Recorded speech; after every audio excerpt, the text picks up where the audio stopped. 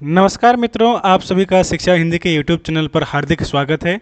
आज के इस वीडियो में हम कुरुक्षेत्र के प्रथम सर्ग का अध्ययन करने जा रहे हैं, वो भी प्रश्नों के माध्यम से।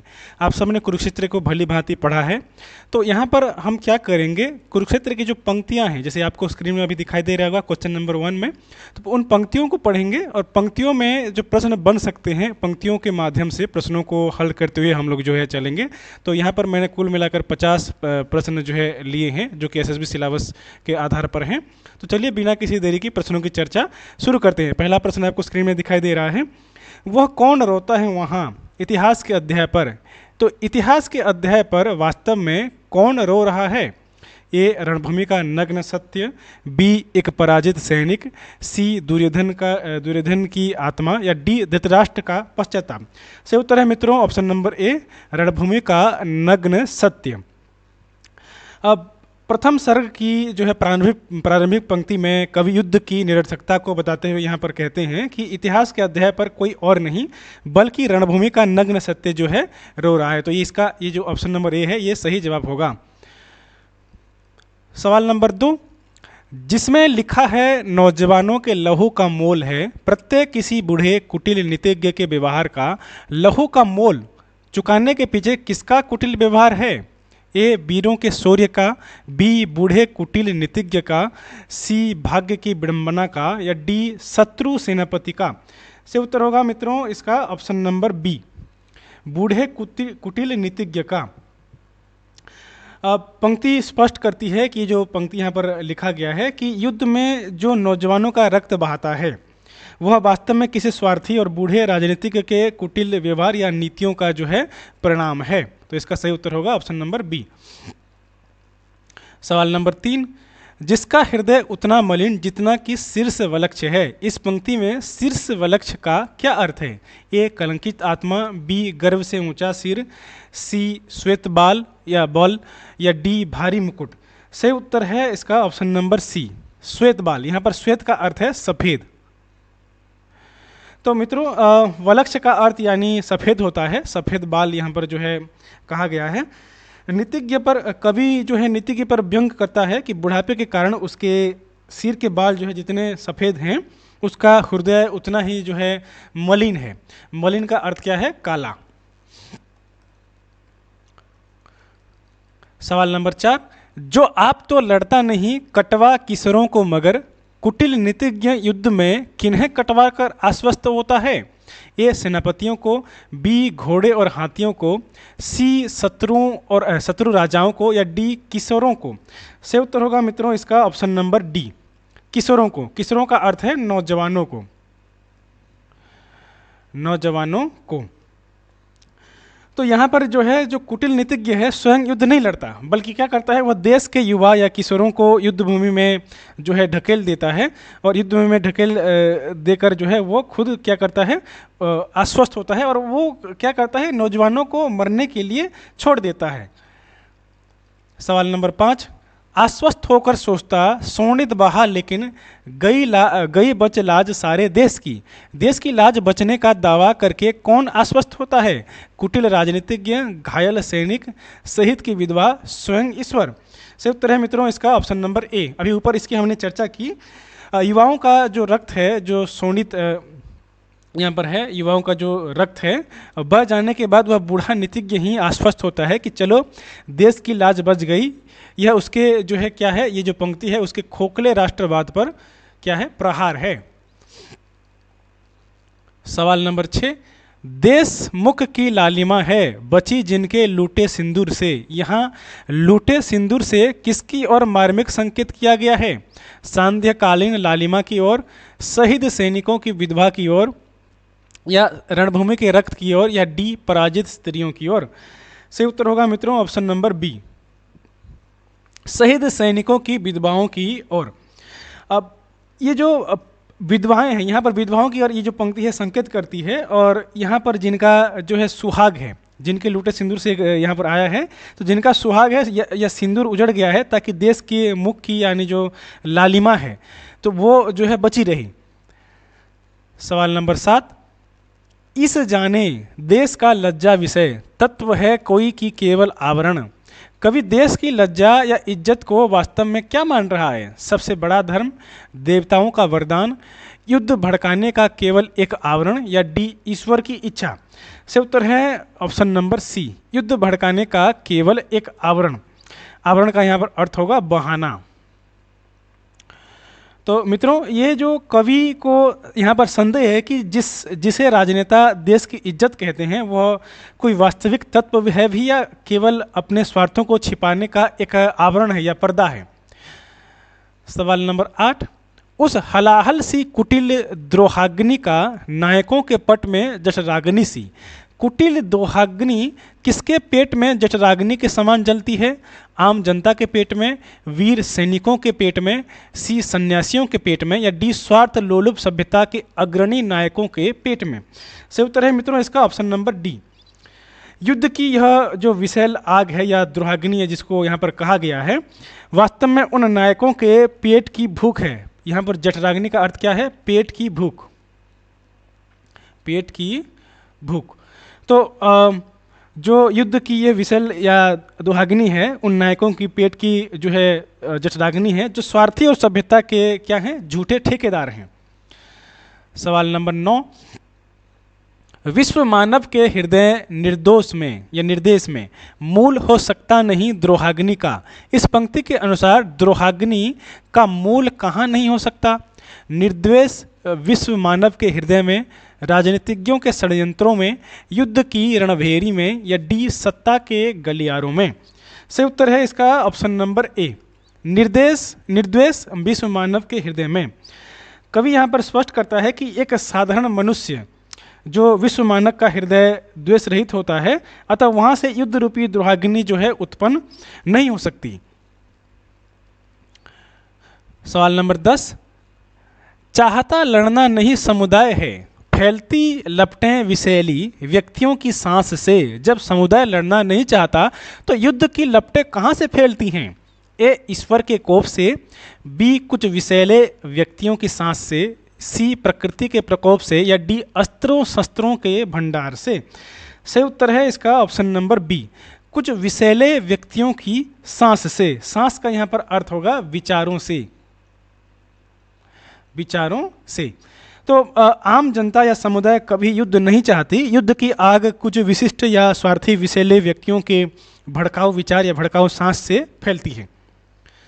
सवाल नंबर 11, हर युद्ध के पहले द्विधा लड़ती उबलते क्रोध से।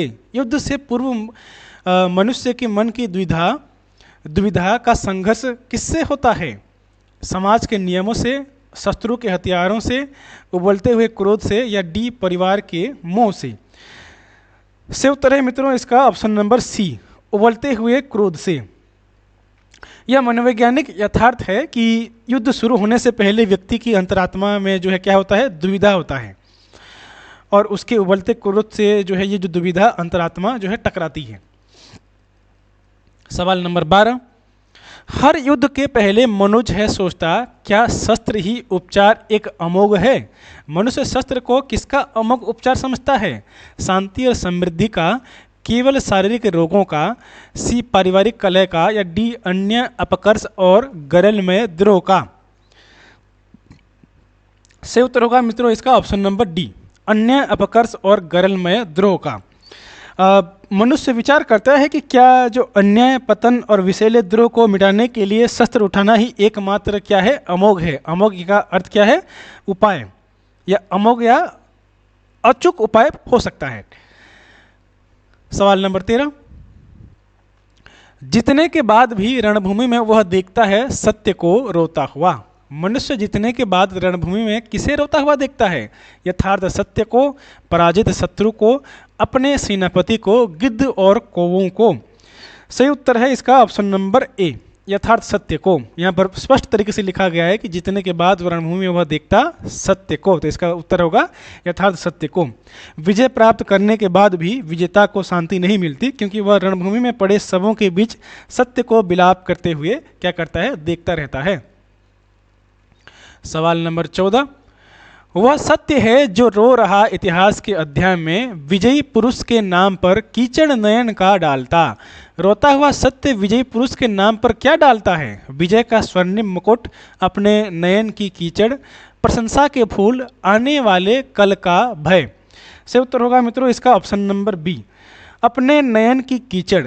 नयन की कीचड़ का यहाँ पर अर्थ अगर हम लोग समझेंगे तो इसका जो भावार्थ होगा वो होगा अश्रु और कलंक। तो वह सत्य जो देख रहा है कि विजय रक्तपात पर खड़ी है, वह विजयी पुरुष के यश पर अपने आंसुओं को या आंसुओं की कीचड़ या कलंक जो है डालता है। सवाल नंबर 15, उस सत्य के आघात से है भनभना उठती सिराएं प्राण की असहाय सी। प्राण की सिराएं किसके आघात से असहाय होकर भनभना उठती हैं? ढोल नगाड़ों के शोर से, शत्रु के वाणों से, उस रुदन करते हुए सत्य के आघात से, विजय के उल्लास से उत्तर है इसका मित्रों ऑप्शन नंबर सी, उस रुदन करते हुए सत्य के आघात से। जब विजेता युद्ध की विभीषिका या रोते हुए सत्य का साक्षात्कार करता है तो उसकी प्राणों की सिराएं जो है आघात खाकर भनभना उठती हैं। सवाल नंबर 16, सहसा विपंची पर लगे कोई अपरिचित हाथ ज्यों। इस पंक्ति में विपंची या बीणा शब्द का प्रयोग किस भाव को दर्शाने के लिए किया गया है? रणभूमि के संगीत के लिए, युधिष्ठिर के मनोरंजन के लिए, देवताओं के वाद्य यंत्र के लिए, प्राण की सिराओं के अचानक झंकृत होने के लिए। सही उत्तर होगा मित्रों इसका ऑप्शन नंबर डी। जैसे किसी बीणा या विपंची पर अचानक कोई अपरिचित हाथ लग जाए और वह बेसुर जो है झंकृत हो उठे, वैसे ही सत्य के आघात से क्या होता है? प्राणों की सिराएं कांप उठती हैं।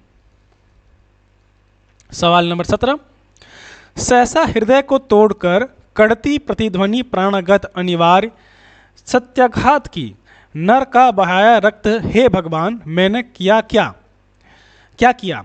तो मैंने क्या किया यह प्रतिध्वनि कहाँ से कड़ती या निकलती है? सहसा हृदय को तोड़कर आकाशवाणी से, शत्रु के शिविर से, डी मृत सैनिकों की आत्मा से। सही उत्तर है इसका ऑप्शन नंबर ए, सहसा हृदय को तोड़कर।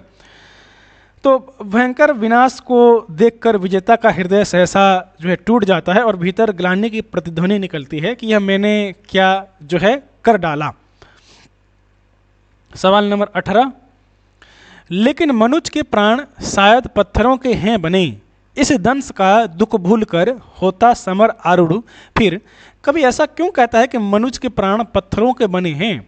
क्योंकि मनुष्य बहुत बलवान है, क्योंकि वह युद्ध का दुख भूलकर फिर से युद्ध करने लगता है, क्योंकि उसे हथियार पसंद है, या डी क्योंकि वह निर्दयी होकर जानवरों को मारता है। सही उत्तर है मित्रों इसका ऑप्शन नंबर बी, क्योंकि वह युद्ध का दुख भूलकर फिर से युद्ध करने जो है लगता है। ग्लानि के बावजूद भी मनुष्य का हृदय पत्थर का है, क्योंकि वह बार बार युद्ध की विभीषिका को भूल जाता है और फिर से क्या करता है? युद्ध के लिए खड़ा हो जाता है। तो इसका सही उत्तर होगा ऑप्शन नंबर बी। सवाल नंबर 19, यूं ही बहुत पहले कभी कुरुभूमि में नर मेघ की लीला हुई जब पूर्ण थी। पंक्ति के अनुसार कुरुभूमि में कौन सी लीला पूर्ण हुई थी? रासलीला, अश्वमेघ यज्ञ, नरमेघ की लीला, धर्म स्थापना की लीला। सही उत्तर होगा ऑप्शन नंबर सी, नरमेघ की लीला। नरमेघ की लीला का अर्थ है मनुष्य के संहारों की लीला, मनुष्य के संहारों की लीला। ये जो है पुण्य हुई थी पहले ही। कभी महाभारत युद्ध को नरमेघ या मनुष्य की बलि का महायज्ञ कह रहे हैं यहाँ पर, जो कुरुक्षेत्र की भूमि में जो है क्या हुआ था? पुण्य हो चुका था। सवाल नंबर 20, पीकर लहू जब आदमी के वक्ष का, वज्रांग पांडव भीम का मन हो चुका प्रशांत था। तो वज्रांग भीम का मन क्या पीकर प्रशांत हुआ था? गंगा का पवित्र जल, विजय का अमृत, देवताओं का सोमरस, आदमी के वक्ष का लहू। सही उत्तर होगा मित्रों ऑप्शन नंबर डी। ये इसका जो है किसका लहू जो है भीम ने यहाँ पर, वज्रांग ने यहाँ पर जो है पिया था? दुशासन का।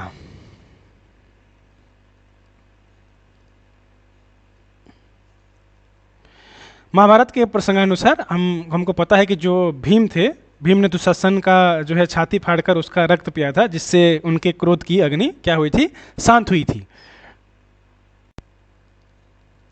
सवाल नंबर 21, और जब व्रत मुक्त केसी द्रौपदी मानवी अथवा ज्वलित जागृत शिखा प्रतिशोध की, इस पंक्ति में द्रौपदी के खुले केसों को किसके समान बताया गया है? प्रतिशोध की जागृत शिखा के समान, कुरुवंश के शोक के समान, नारी के सौंदर्य के समान, संन्यास के प्रतीक के समान। सही उत्तर होगा मित्रों ऑप्शन नंबर ए, प्रतिशोध की जागृत शिखा के समान। शिखा का यहाँ पर अर्थ है आग। तो द्रौपदी के खुले बाल मात्र केस नहीं थे, बल्कि वे उस अपमान के प्रतिशोध की जागृत ज्वाला या शिखा के समान थे। सवाल नंबर 22, आदमी के गर्म लोहू से चूपड़ रक्त वेणी कर चुकी थी केस की, केस जो 13 बरस से थे खुले। द्रौपदी के केस कितने वर्षों से खुले हुए थे? उत्तर यहाँ पर दिया गया है, 14 वर्ष, 13 वर्ष, 12 वर्ष, 10 वर्ष। सही उत्तर होगा ऑप्शन नंबर बी, 13 वर्ष। सवाल नंबर 23, और जब पविकाय पांडव भीम ने द्रोणसुत के शिष्य की मणि छीनकर, तो द्रोणसुत या अश्वत्थामा के सिर की मणि किसने छीनी थी? अर्जुन ने, युधिष्ठिर ने, पविकाय पांडव भीम ने, या डी भगवान श्री कृष्ण ने? सही उत्तर होगा मित्रों ऑप्शन नंबर सी, पविकाय पांडव भीम ने।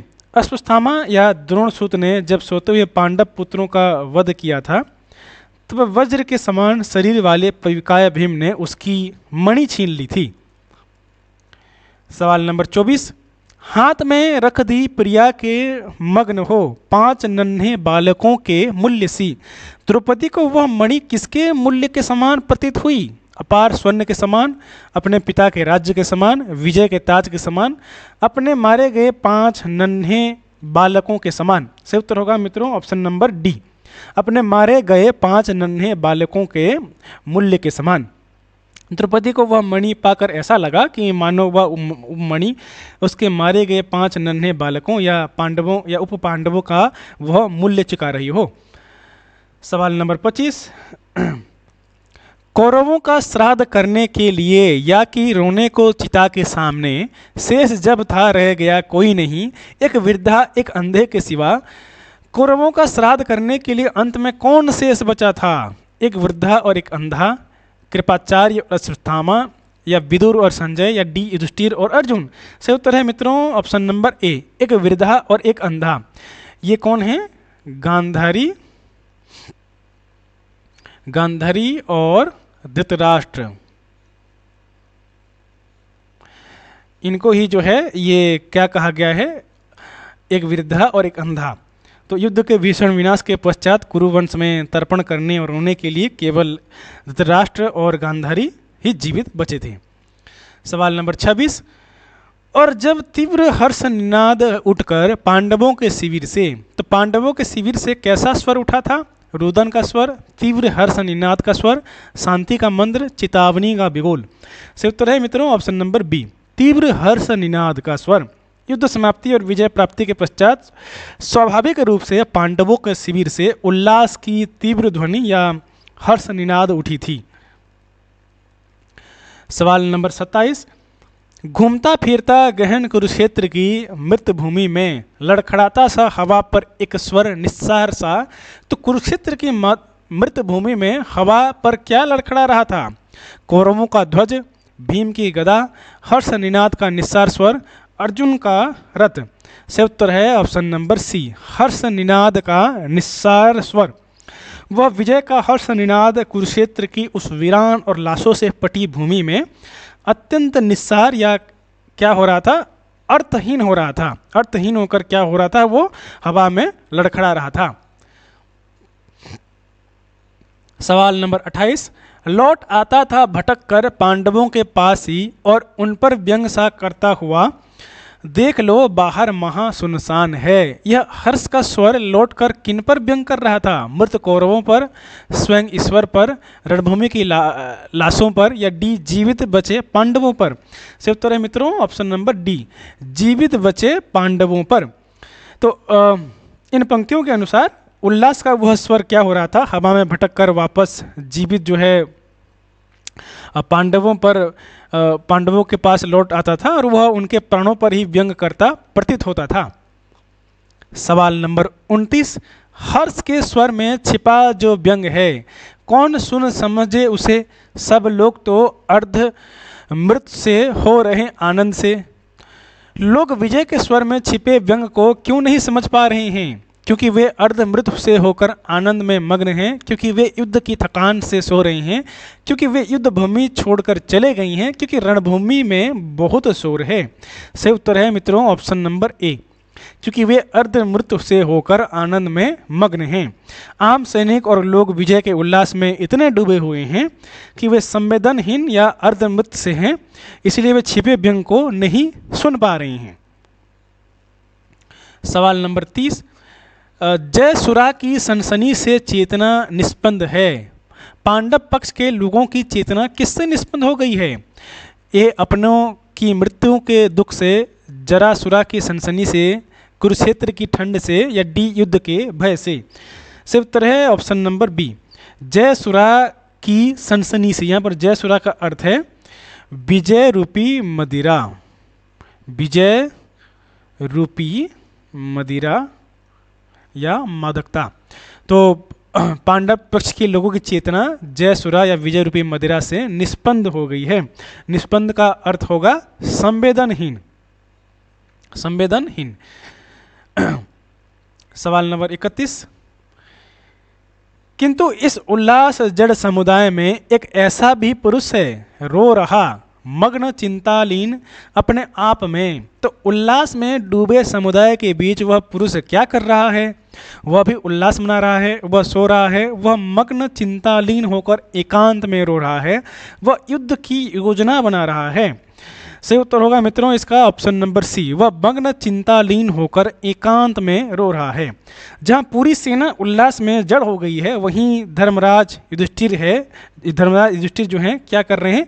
अकेले चिंता में मग्न होकर अपनी आत्मा के भीतर क्या कर रहे हैं? विलाप कर रहे हैं। सवाल नंबर 32, सत्य ही तो है, सत्य ही तो जा चुके सब लोग हैं, मर गए जो वे नहीं सुनते इसे। हर्ष का स्वर जीवितों का व्यंग है। युधिष्ठिर हर्ष के स्वर को जीवितों का किसके प्रति व्यंग मानते हैं? देवताओं के प्रति, आने वाली पीढ़ी के प्रति, स्वयं अपने प्रति, या डी जो मर चुके हैं उनके प्रति। सही उत्तर होगा मित्रों ऑप्शन नंबर डी, जो मर चुके हैं उनके प्रति।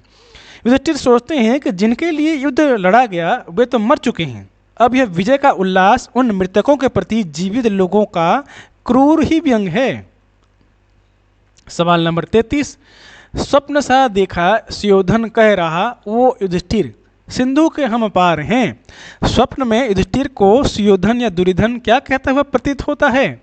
कि हम मृत्यु सिंधु के पार हैं, कि हम तुमसे बदला लेंगे, सी कि युद्ध अभी खत्म नहीं हुआ, या डी कि हमें अपना राज्य लौटा दो। सही उत्तर होगा मित्रों ऑप्शन नंबर ए, कि हम मृत्यु सिंधु के पार हैं।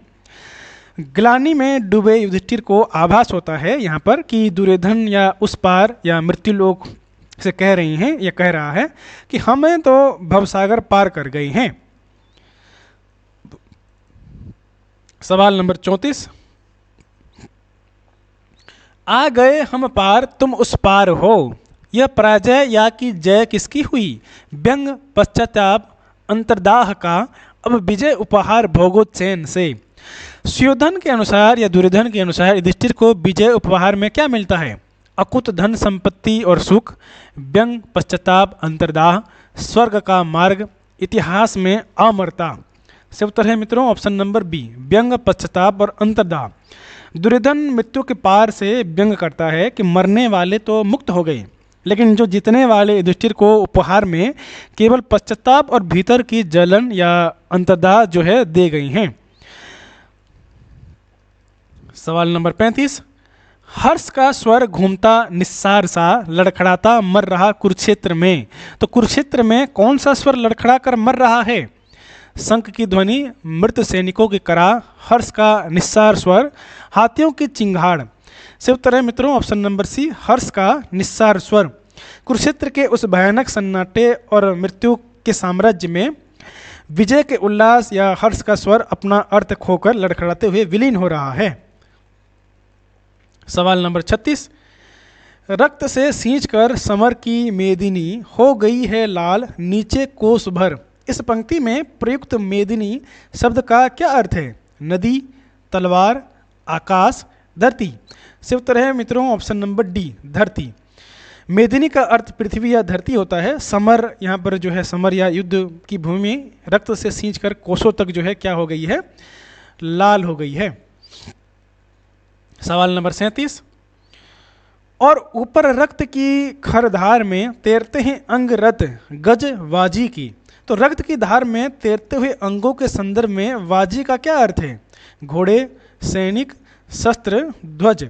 से उत्तर है मित्रों ऑप्शन नंबर ए, घोड़े। वाजी का अर्थ यहाँ पर क्या होता है? घोड़ा होता है। रणभूमि में इतना रक्त बहा है कि उसमें रथ या हाथियों और घोड़ों के कटे हुए अंग जो है क्या हो रहे हैं? तैर रहे हैं। सवाल नंबर 38, किंतु इस विध्वंस के उपरांत भी शेष क्या है? चाहता था प्राप्त में करना जिसे तत्व वह करगत हुआ या उड़ गया। इस पंक्ति में करगत होने से युधिष्ठिर का क्या आशय है? मृत्यु को प्राप्त होना, हाथ में आना या प्राप्त होना, कर के रूप में मिलना, नष्ट हो जाना। सही उत्तर है इसका ऑप्शन नंबर बी, हाथ में आना या प्राप्त होना।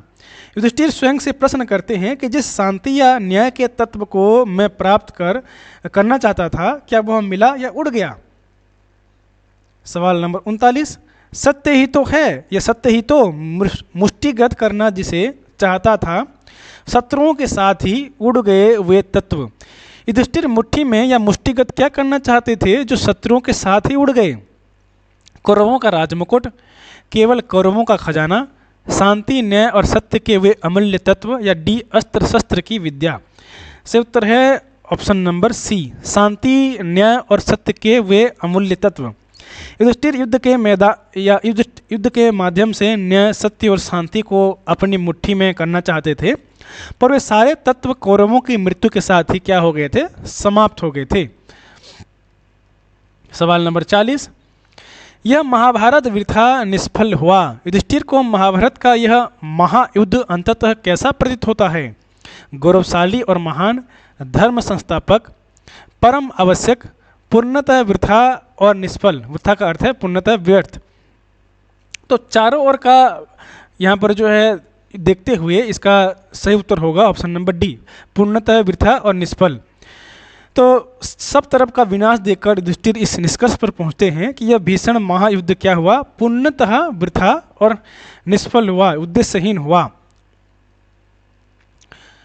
सवाल नंबर 41, 5 ही असहिष्णु नर के द्वेष से हो गया संहार पूरे देश का। युधिष्ठिर के विलाप के अनुसार पूरे देश के संहार का मूल कारण क्या था? 5 पांडवों का द्वेष, केवल दुर्योधन का हठ, देवताओं का श्राप, शकुनी का पासा। से उत्तर है मित्रों ऑप्शन नंबर ए, 5 पांडवों का द्वेष। तो ग्लानि के क्षणों में युधिष्ठिर स्वयं को ही दोषी मानते हुए कहते हैं कि हम 5 पांडवों के असहिष्णु द्वेष के कारण ही पूरे भारतवर्ष का संहार जो है हो गया। सवाल नंबर 42, द्रौपदी ही दिव्य वस्त्रालंकृता और हम भोगे अहम्य राज्य, यह पुत्र पतिहीना इसी से तो हुई। कोटि माताएं करोड़ों नारियां, तो करोड़ों नारियां विधवा और पुत्रहीना क्यों हुई? क्योंकि यही उनके भाग्य में लिखा था। ताकि द्रौपदी दिव्य वस्त्र पहनने और पांडव राज्य भोगें, क्योंकि उन्होंने युद्ध का समर्थन किया था। या डी, ईश्वर की इच्छा पूर्ण करने के लिए। तो होगा इसका ऑप्शन नंबर बी, ताकि द्रौपदी दिव्य वस्त्र पहनने और पांडव राज्य भोगें। तो युधिष्ठिर स्वयं को धिक्कारते हैं कि केवल हमारे अहंकारपूर्ण राज्य भोग और द्रौपदी के वस्त्रालंकार के लिए करोड़ों माताएं और नारियों ने अपना क्या हुआ? उन्होंने अपना सब कुछ जो है खो दिया। सवाल नंबर 43, रक्त से छाने हुए इस राज्य को वज्र हो कैसे सकूंगा भोग में। युधिष्ठिर इस राज्य को क्या मान रहे हैं जिसे वे भोग नहीं पा रहे हैं? कांटों का ताज, ईश्वर का प्रसाद, रक्त से छाना हुआ वज्र, एक कलंकित मुकुट। सही उत्तर है मित्रों इसका ऑप्शन नंबर सी, रक्त से छाना हुआ वज्र। युधिष्ठिर के लिए यह राज्य फूलों की सैया नहीं बल्कि रक्त से सना हुआ एक ऐसा वज्र या कठोर और पीड़ादायक वस्तु है जिसे वे स्वीकार नहीं कर सकती हैं। सवाल नंबर 44, आदमी के खून में यह है सना और है इसमें लहू अभिमन्यु का। इस रक्त रंजित राज्य को देखकर युधिष्ठिर विशेष रूप से किसके लहू को याद करते हैं? भीष्म पितामह के, गुरु द्रोण के, द्रौपदी के पुत्रों के, अभिमन्यु के। सही उत्तर है मित्रों ऑप्शन नंबर डी, अभिमन्यु के। इस राज्य के सिंहासन पर बैठते हुए युधिष्ठिर को उसमें अन्य योद्धाओं के साथ साथ क्या होता है, अपने प्रिय भतीजे अभिमन्यु का रक्त भी सना हुआ दिखाई देता है। सवाल नंबर 45, वज्र सा कुछ टूटकर स्मृति से गिरा, दब गए कौंतेय दुर्वय भार से। स्मृति से वज्र सा कुछ टूटकर गिरने से दुर्वय भार के नीचे कौन दब गया? कौंतेय, अर्जुन, भीम या श्री कृष्ण? सही उत्तर होगा मित्रों ऑप्शन नंबर ए, कौंतेय। यहाँ पर कौंतेय का अर्थ है युधिष्ठिर।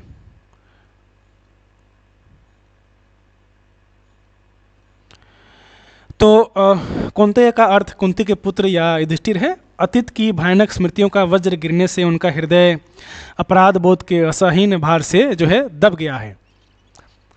सवाल नंबर 46, दब गई वह बुद्धि जो अब तक रही, खोजती कुछ तत्व रण के भस्म में। तो रण की भस्म में तत्व खोजने वाली किसकी बुद्धि दब गई?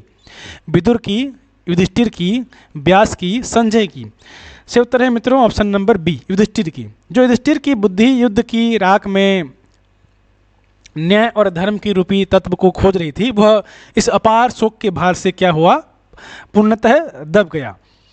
सवाल नंबर 47, भर गया ऐसा हृदय दुख दर्द से, फेन या बुदबुद नहीं उसमें उठा।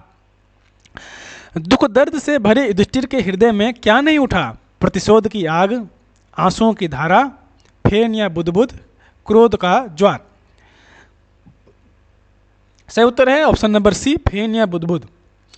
यहाँ पर फेन या बुदबुद का अर्थ है कि कोई हलचल नहीं, कोई हलचल नहीं और एक शांत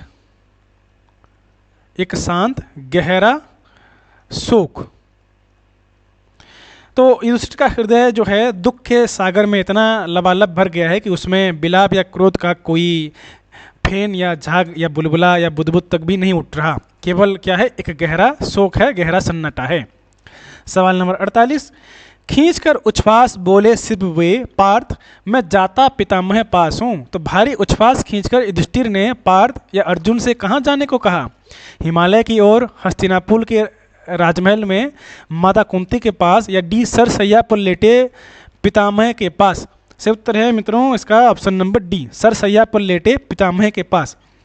तो ग्लानि से व्याकुल होकर युधिष्ठिर ने एक लंबी सांस या उच्छ्वास ली और अर्जुन से कहा कि वे शांति की खोज में सरसैया पर लेटे पितामह भीष्म के पास जो है जा रही हैं।